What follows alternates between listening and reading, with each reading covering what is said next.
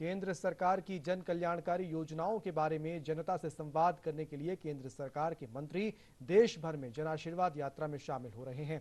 इन यात्राओं के माध्यम से केंद्रीय मंत्री सरकार की जन सरोकारी योजनाओं के बारे में लोगों को जानकारी दे रहे हैं, साथ ही लोगों से संवाद कर रहे हैं। जन जन तक पहुंचाने के लिए अभी हाल में ही गठित मंत्रिपरिषद के सदस्य जनता के बीच जन आशीर्वाद यात्रा के जरिए घूम रहे हैं। केंद्रीय मंत्री जन सरोकार से जुड़ी नीतियों को जनता के बीच रख रहे हैं और उनका समर्थन हासिल कर रहे हैं।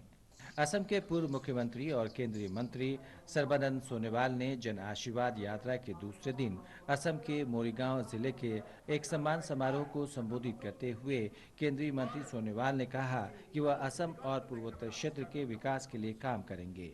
उन्होंने असम के मोरीगांव जिले में भाजपा असम प्रदेश कार्यालयों और जगीरोड की भाजपा मंडल समिति के साथ भी बातचीत की। केंद्रीय मंत्री ने असम के नौगांव जिले के राह में एक विरासत स्थल का दौरा किया।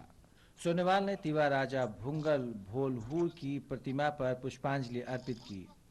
जन आशीर्वाद यात्रा के तहत रेल मंत्री अश्विनी वैष्णव ने उड़ीसा के कालाहांडी में लोगों के बीच जाकर केंद्र सरकार की नीतियों और कार्यक्रम को रखा।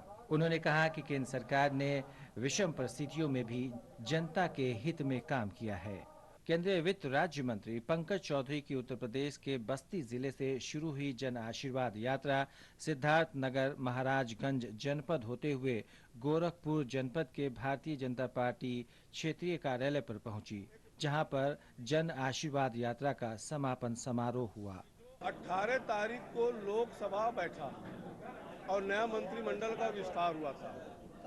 हर मंत्रिमंडल का विस्तार जब होता है तो सदन के दूसरे दिन प्रधानमंत्री पूरे सदन का परिचय मंत्रियों से कराते हैं और भारत के इतिहास में पहली बार हुआ कि मंत्रिमंडल का विस्तार होने के बाद प्रधानमंत्री को परिचय कराने का दोनों सदनों में अवसर नहीं दिया गया।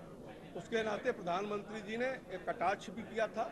सूचना एवं प्रसारण मंत्री अनुराग सिंह ठाकुर जन आशीर्वाद यात्रा के सिलसिले में हिमाचल प्रदेश के धर्मशाला पहुंचे।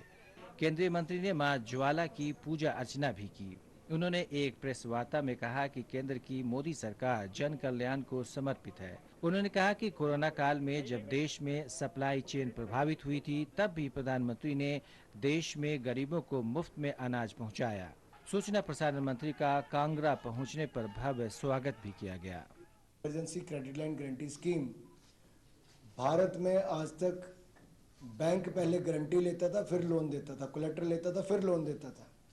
मोदी सरकार ने प्रावधान किया, तब जाकर 3 लाख करोड़ रुपया उद्यमियों को, व्यापारियों को बगैर किसी गारंटी के मिल पाया। एक तो वो था, लोगों को अन्न की कमी ना आई, तो 15 महीने तक किसी सरकार ने मुफ्त में अनाज नहीं दिया। मोदी सरकार ने 80 करोड़ लोगों को देने का काम किया।